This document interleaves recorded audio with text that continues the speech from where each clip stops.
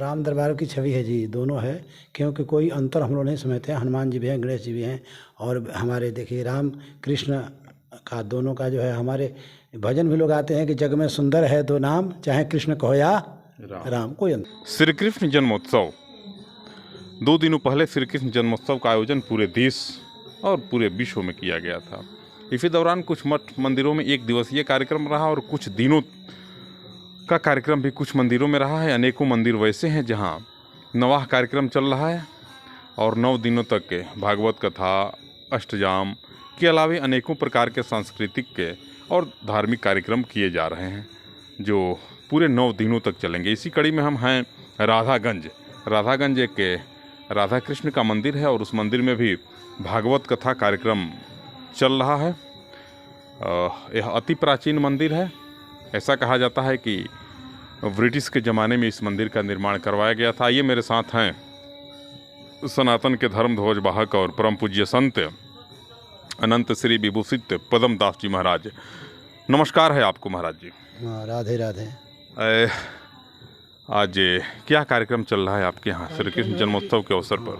यह कार्यक्रम चल रहा है, मानिए कि भारत के अंदर हम लोग हैं और भारत हमारा धर्म प्रधान देश है, और इस देश में हमारे राम कृष्ण जो आकर के और इस भारत में जो है सभी जीवों को, सभी जो है प्राणियों को सद्मार्ग दिखाए और जो है सदाचार समझाए, सिखाए। इसलिए भारतवर्ष हमारा जगत गुरु रहा है, आज भी है।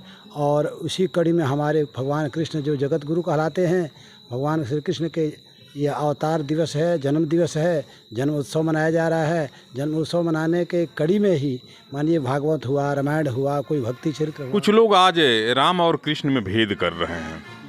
कुछ विशेष लोगों का कहना है कि कृष्ण दूसरे हैं और राम दूसरे हैं। क्या कहेंगे इस पर आप? हमारे कहना यह है कि वही ब्रह्म जब जब जैसे जैसे आवश्यकता आया है, जैसे एक व्यक्ति जो है नाटक मंच पर जाता है तो जिस तरह का रोल आता है वो करता है, तो वही परमात्मा परब्रह्मनारायण भगवान कृष्ण या भगवान राम जो भी हमारे भागवत में 24 अवतार माने गए हैं, जैसे जैसे आवश्यकता आया है वह ब्रह्म इस पृथ्वी पर, इस धरातल पर अवतार ले करके और सभी जीवों का कल्याण का मार्ग दिखाए हैं, कल्याण किए हैं। इसलिए कोई भेद नहीं है आपके नज़र में? कोई भेद नहीं। क्या शुभ नाम हुआ बाबा आपका? रामायण दास त्यागी।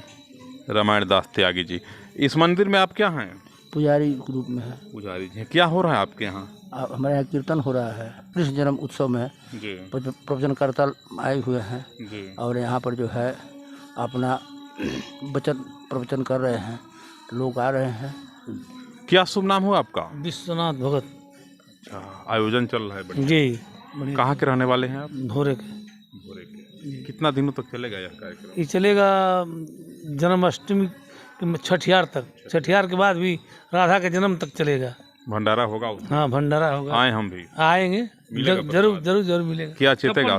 क्या 56 भोग में चिताएंगे आप लोग? 56 भोग लगता है ना, उसमें सारा जो है। हम भी आए उस दिन। हाँ, खूब आइए। मिलेगा और लोग को लाइए और सबको लाइए, सबका प्रसाद दिया जाएगा। प्रसाद से काम नहीं चलेगा, महाप्रसाद चाहिए। महाप्रसाद दिया जाएगा। चलिए आइए पदम दास जी महाराज के साथ जरा मंदिर का दर्शन कर लेते हैं। आइए महाराज जी। अति प्राचीन यह मंदिर है और इस मंदिर की दीवारों को जब आप देखेंगे और दीवारों की कलाकृतियों को देखेंगे तो ऐसा लगता है कि यह सैकड़ों वर्ष पुराना मंदिर है और अति मजबूत दीवारों पे कलाकारी। अति प्राचीन मंदिर है। देखिए मंदिर के गर्भगृह के मुख्य द्वार पे वृक्षवाहन दुलारी राधे जी की बड़ी सुंदर एक तस्वीर लगाई गई है। महाराज जी, यह मंदिर कितना पुराना होगा? यह मंदिर लगभग 120 वर्ष पुराना है। आप कब से यहाँ पुजारी हैं? साल भर से ज़्यादा हो गया। अंग्रेजों के ज़माने का है क्या? हाँ, अंग्रेजों के ज़माने का है जी। पता है कौन बनवाए थे इसको?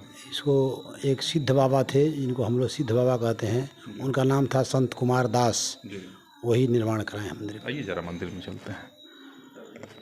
देख सकते हैं यह मंदिर और मंदिर का यह गर्भगृह है। अति प्राचीन मंदिर है राधा कृष्ण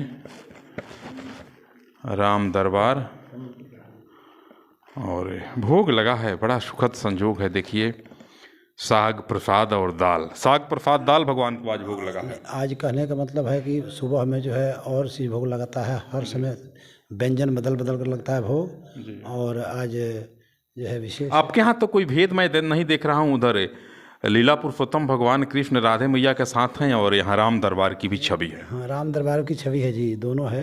क्योंकि कोई अंतर हम लोग नहीं समझते हैं। हनुमान जी भी हैं, गणेश जी भी हैं, और हमारे देखिए राम कृष्ण का दोनों का जो है, हमारे भजन भी लोग आते हैं कि जग में सुंदर है दो नाम, चाहे कृष्ण कहो या राम, कोई अंतर नहीं है।